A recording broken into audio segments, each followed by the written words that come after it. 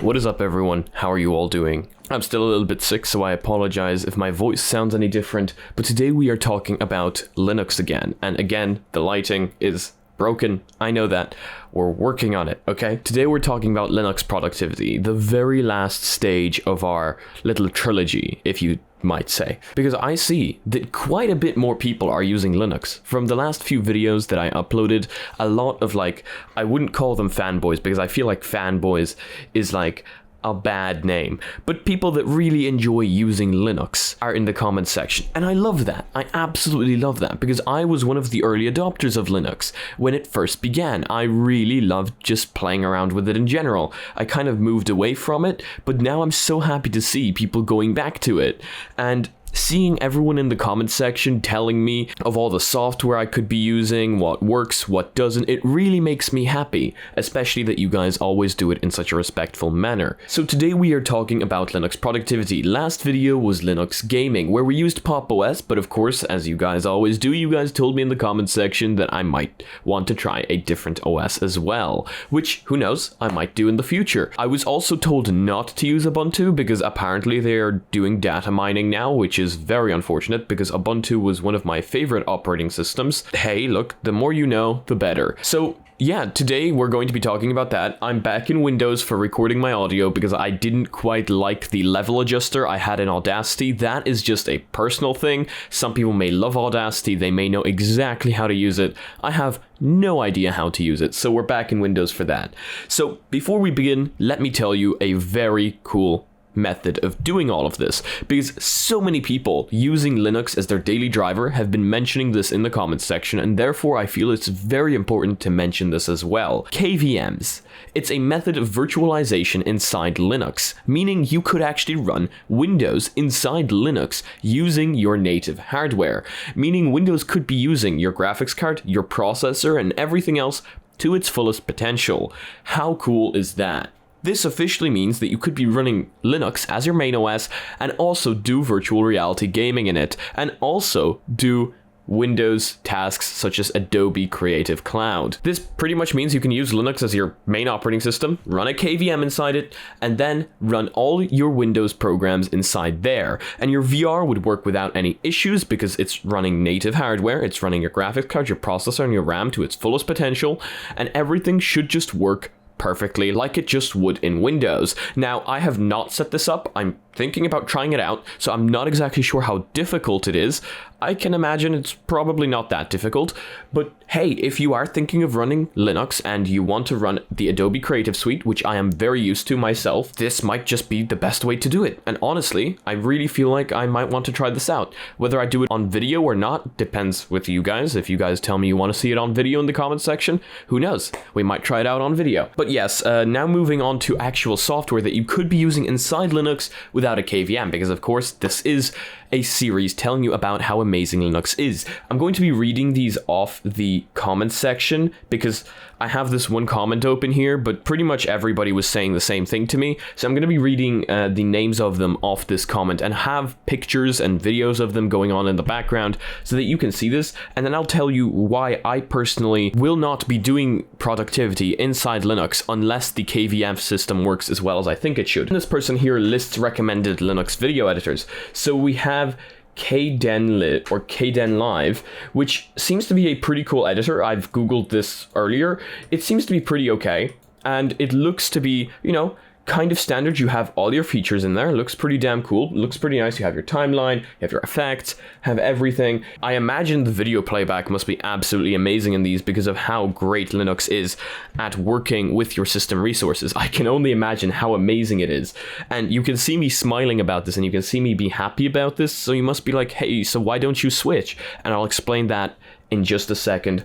Then we have Lightworks, Boris Effects, and DaVinci Resolve. DaVinci Resolve is actually great. Linus did a video about DaVinci Resolve because DaVinci Resolve also works on Windows, so that's a pretty damn cool editor right there. I have seen this before. It seems to work pretty damn well. It has all your standard features that you might ever want to use, has a very nice color correction effect editor, thing at the very bottom, and I really enjoy the way it looks. Again, you might be like, hey, so why don't you start using it? There's an answer to all of this. Signlera, I'm not really sure how to pronounce these, but I am just kind of informing you guys. So if you guys are interested in any one of these, you can search them up and you can tell me which one is your favorite or which one you personally have been using. An LTS kernel and the pro drivers are required for AMD. Pro drivers suck for gaming. This is why we use more than one kernel. On Pop! OS, I couldn't get the pro drivers to install. On Ubuntu, I don't think it would be a problem because they are meant for Ubuntu.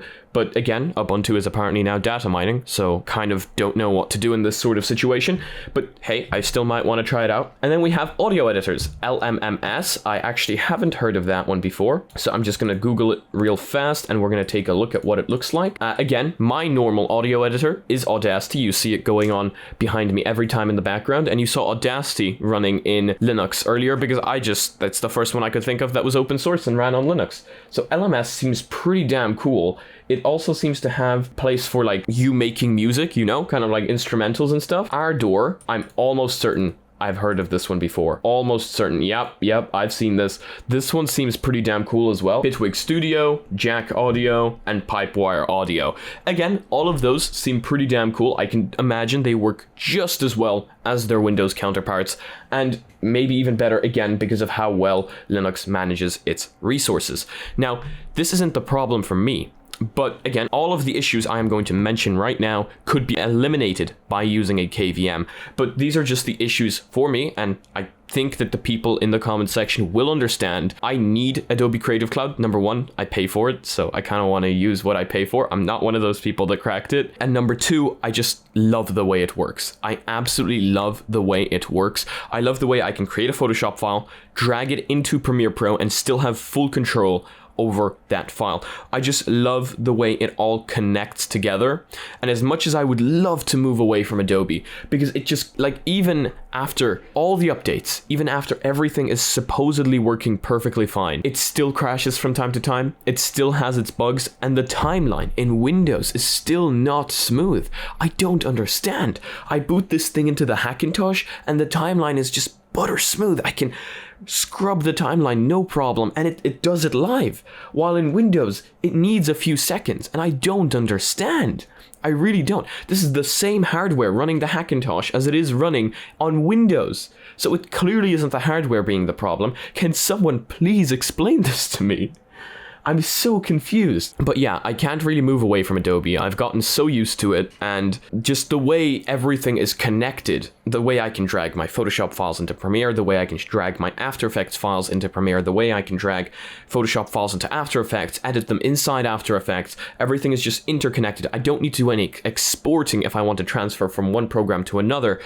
It just all works right out of the box. All the software is just there. It's a suite. It works all together. It's all interconnected, and that is why I can't really move away from Adobe as much as I would like to. Sometimes when I'm done a project, I forgot to save and it crashes. As much as I would like to, I can't. It's just the way I do productivity. It's the way I decided I would bump up my YouTube channel and maximize my productivity while doing so, and that is just the way I do it. That is productivity for me. That is the big deal. But other than that, we are here to talk about productivity and not just editing. Of course, people were asking to hear about editing, but productivity on Linux is great. Have you guys seen the task switcher in Pop! OS or Linux on GNOME Desktop? Crap, that thing is amazing. You just go into top left and all your windows appear in front of you in a beautiful animation. It's so cool.